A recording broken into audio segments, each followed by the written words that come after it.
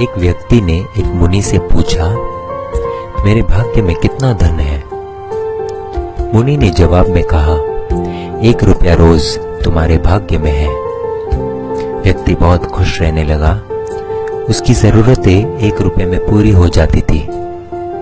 एक दिन उसके मित्र ने कहा, मैं तुम्हारे सादगी जीवन और खुशी देखकर बहुत प्रभावित हुआ हूँ और अपनी बहन की शादी तुमसे करवाना चाहता हूँ। उस व्यक्ति ने कहा, मेरी कमाई 1 रुपया रोज की है, इसको ध्यान में रखना, इसी में से ही तुम्हारी बहन को गुजारा करना पड़ेगा।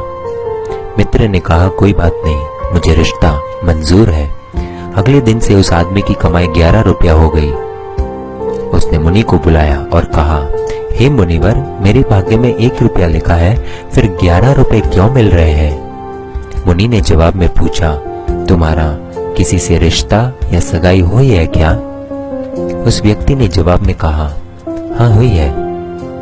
मुनि ने कहा, तो यह तुमको 10 रुपए उसके भाग्य के मिल रहे हैं, इसको जोड़ना शुरू करो, तुम्हारे विवाह में काम आएंगे।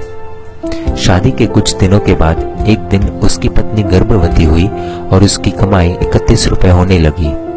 फिर उसने मुनि को बुलाया और कहा, हे मुनिवर, मेरी और मेरी पत्नी के भाग्य के 11 रुपए मिल रहे थे, लेकिन अभी 31 रुपए क्यों मिल रहे हैं? क्या मैं कोई अपराध कर रहा हूँ?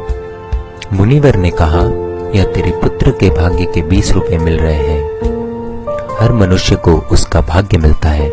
किसके भाग्य से घर में धन दौलत आती है हमको नहीं पता, लेकिन मनुष्य अहंकार करता है कि मैंने बनाया, मैंने कमाया, मेरा है, मैं कमा रहा हूँ, मेरी वजह से हो रहा है। इसलिए हमें कभी अहंकार नहीं करना चाहिए, क्योंकि हमें खुद नहीं पता है कि हम किसके भाग्य का खा रहे हैं।